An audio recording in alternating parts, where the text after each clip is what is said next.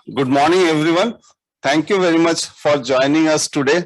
We have Shri Sunil Barathwal, sir, the secretary and the convener of the EG3. Shri Mukhmeet Bhatia, IAS, sir, is our Director General. We take this opportunity to disseminate the training program, manpower building for just not ESIC, but across India, we have more than 400 participants as of now.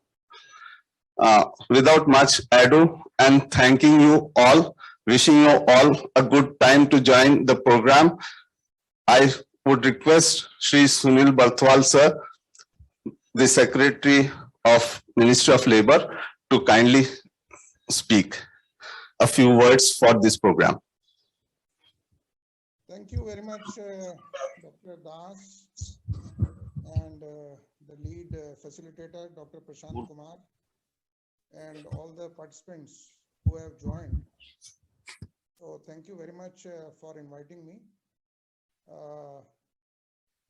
In this workshop on future COVID wave preparedness, simulation-based clinical training. So in fact, as Dr. Das mentioned, I'm chairing that Empowered Group 3, which looks into how to augment the manpower resources during the COVID period. As you are aware that human resources, particularly specialists, doctors, even nurses, are in very limited number. And therefore, when COVID wave rises and there is a huge demand on the human resources, we have to look for the ways and means by which we can augment the resources. Although during normal times, this number may be okay, but as you are aware that COVID wave, when it peaks in a particular place, and there have been a lot of instances. In fact, today I was reading the newspaper that in US, almost 85% of the beds are occupied. And we have seen what happened in the first wave and the second wave, when in many European countries, in particular places, the bed occupancy and the demand for beds rose so much. And we have also seen that in Delhi and Mumbai. The demand rises so much. And along with the bed, obviously, there is a charge on the human resources. And we find that there is a huge shortage at that point of time. That peak may be for a few days, but that starts affecting the whole system of hospitalization, etc. So as part of Empowered Group, what we did was that we looked how we can do task sharing and task shifting, how we can augment our resources by bringing in more number of doctors.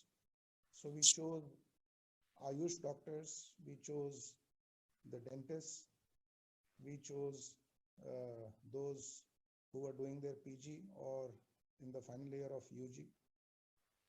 We chose some of the attendants who come with the patients, and we evolved a methodology by which we could train them, and through task sharing and task shifting, they could be also utilized.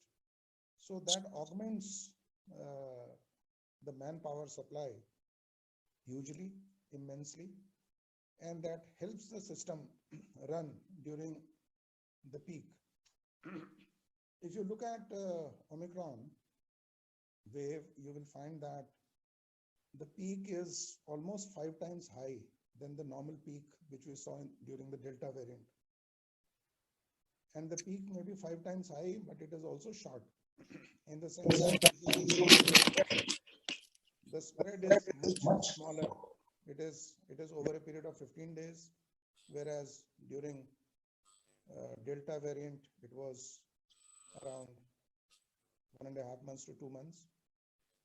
So the demand for the hospital beds and the demand for the manpower rises very sharply in few days. And unless and until you are able to manage those few days, then whatever may be your preparation for the whole year, that becomes infructuous, that becomes useless, and then you feel that I should have planned better. So for that planning, in fact, we did this exercise of task sharing and task shifting. We identified which will be the additional sources, and we Hello, we sir. went for three Hello. concurrent methodologies. The three Sorry, methodologies were sir.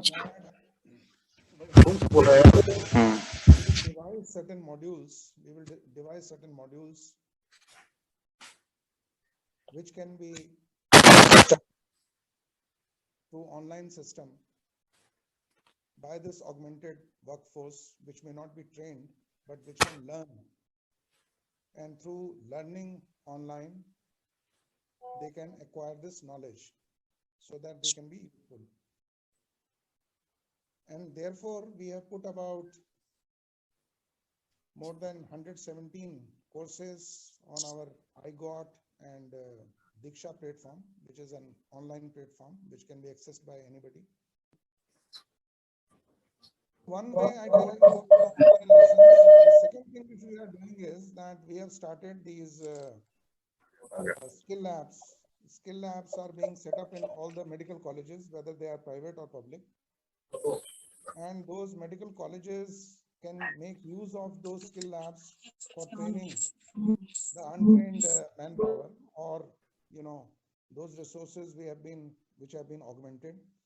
And these skill labs have mannequins, all the facilities for how to give oxygen, how to regulate oxygen, how to look at various parameters, how to so it simulates the real conditions, and through those simulated conditions you can learn. And we have also said that after the training, those who have got trained, they should also be provided with certificates so that we know that how many people have been trained in this country. So these skill labs can be utilized by everybody. In fact, a lot of private medical colleges are also having it. So I hope that the private sector hospitals, they can make use of it. They have also been set up in the government hospitals, and I think more than 400 such skill labs have already been set up, and we will be setting around 578 skill labs. So that is the second part. The third part is that we have this eSanjeevani, which is the telemedicine tool, where telemedicine can be used. As you are aware that during Omicron, one good way of dealing with patients is that doctors have been are in isolation. They may be in isolation at home or elsewhere. So many times the patient is in isolation, the doctor is also in isolation, and therefore telemedicine can be a very good tool where both are in isolation to talk to each other.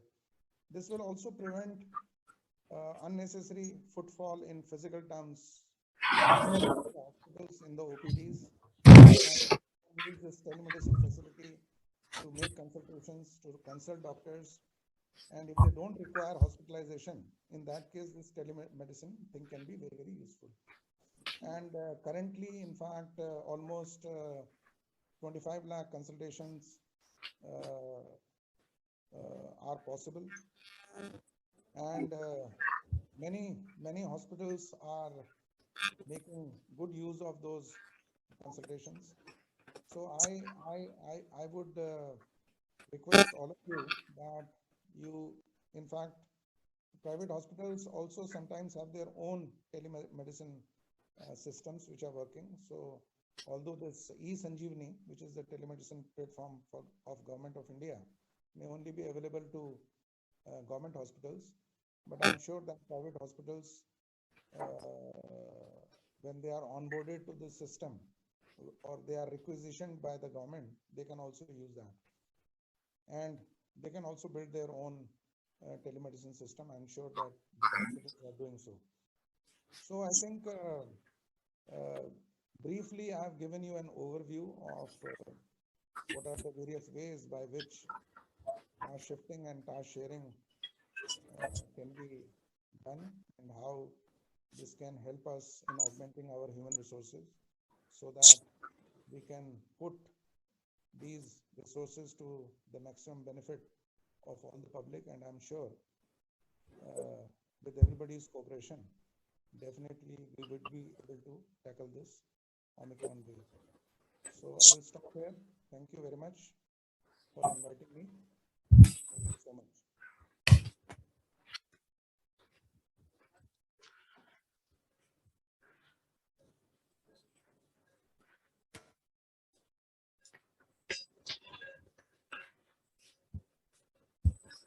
Thank you, sir, for giving us the brief outline of the work done by EG3. Pardon us for some technical glitches which were there, but we are indeed blessed to have you in our workshop, and we got the message that what is all happening in EG3.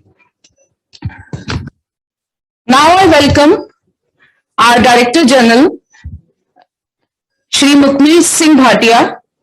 He is Director General ESIC, and he took over the charge of Director General under Ministry of Labour and Employment, Government of India, at its headquarters on 1st of April 2021. Shri Bhatia is a 90 cadre. Earlier, he has worked as Additional Secretary in the Department of Economic Affairs, Ministry of Finance, Government of India. He's got vast experience of governance and management of district and state level organizations. He has also served as Principal Secretary in the Department of Labour and Employment, Women and Child Development in the Government of Jharkhand. So I welcome you to our workshop. And to say a few words about competency development for healthcare workers, skill lab, ESIC perspective in handling current COVID scenario. Welcome, sir. Yeah, thank you. Can you just confirm that the audio is fine? Because in the previous, there was some hitch. Can somebody please confirm that the audio is fine? Okay. Yeah, thank you. I've got the messages. Good morning to all of you and a warm welcome to Shri Sunil Barathwal, sir, our Secretary, Labour and Employment. A warm welcome to all the participants who've joined for this workshop on competency development of healthcare workers in the current COVID scenario. Indeed, it's a very good initiative that has been taken by ESIC Faridabad to organize this event, and I think the response has also been very good.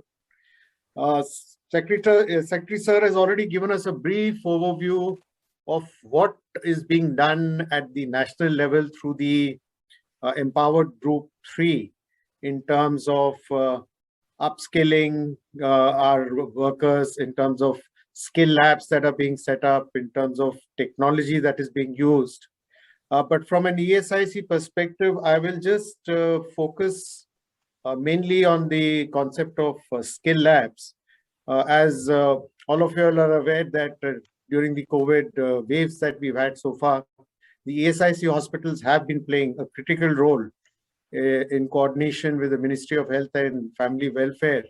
Not only are 50 ESIC hospitals that are run directly by the corporation, but the 110 that are run by the state governments. A lot of them were dedicated COVID hospitals.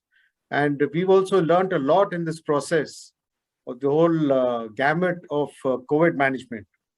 So it's in that spirit that we feel that we need to further take on this and disseminate the information. Specifically in terms of training, this is something where there is a changing needs in the country. Demands are coming up much more currently in many ways in medical education. And there is a need for a major transformation as to how students and providers are trained and how we can use technology to enhance the quality of teaching and also provide knowledge that is relevant today. So when we talk about skill labs, it's an abbreviation for skills laboratories. It refers to specifically equipped practice rooms functioning as training facilities, offering medical students, physicians in training, and other medical staff alike a protected, fault-forgiving environment. I think that's important, fault-forgiving environment for the practice of clinical skills prior to their real-life application. So this improves clinical care by reducing errors, bringing efficiency building, communication skills, and self-confidence. Skills lab-based training is not a substitute for apprenticeship or experience incorporating. Incorporating this is a part of clinical training and has a number of advantages. Simulation or skills and drills-based training accommodates the different learning styles of participants, helps diminish the gap between theory and practice, and may allow for a better integration of theoretical concepts. Skills and drills-based training has been shown to be more effective than lectures and classroom-based training only, especially when the skills and drills training is provided on the job or in-service training. Simulation-based training is safe and means there is no longer a need to learn on the patient. A number of conditions in the skill lab that facilitate learning have been identified: provision of feedback, opportunity to practice skills repeatedly, wide variety of tasks and range of difficulty in the practice sessions and scenarios offered, and encouragement of active participation and teamwork during the training. So at ESIC, we are taking this whole concept of skill training forward. And one of the ways that we are doing this is we have a hub and spoke model that is in place now currently, where we have 8 hubs, which are basically our medical colleges, attached to 41 spokes, which are our ESIC hospitals. As part of this model, each of these medical colleges, which acts as a hub to about 4 to 6 smaller ESIC hospitals, and it is helps in the supervision management of COVID patients by specialists and super specialists connected through video conferencing for e-consultation. Over the last few months, a lot of important trainings have been taking place in ESIC on COVID management, oxygen therapy, management of pediatric and obstetric patients, ventilator management, ICU care, etc., through online training modules, as well as hands-on training on the models, simulated patients, and mannequins. The trainers who receive this training in turn conduct sessions for the staff, including doctors, nurses, and paramedical staff. So this is something which has really caught on here within ESIC. It is a model which is being used extensively. Today, for the first time, we are carrying out an exercise where we have increased the size of the audience, the participants, and I'm sure that this first, if I may use the word, attempt and experiment will be useful. It is my proud privilege that ESIC Medical College and Hospital has organized this training. Its skills training will not only benefit medical students in their clinical skills, but also empowering healthcare workers in better management of COVID pandemic. Once again, I would like to thank Dean Dr. Asim Das. I would also like to thank Dr. Secretary Sir Shri Sunil Barathwal, who's taken his time to join us for this initial session, and to all the participants who've joined from all over India. I wish the next 1.5 days or so that this session goes on, all the success, and I hope that the skills that we improve, we carry back to our institutions and work on the current challenges that have come up due to the Omicron wave.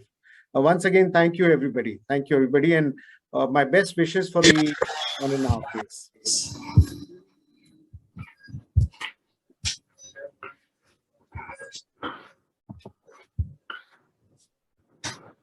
Thank you so much, sir, for your enlightening talk, and we hope that under your guidance, our skill lab will continue to leap further and grow.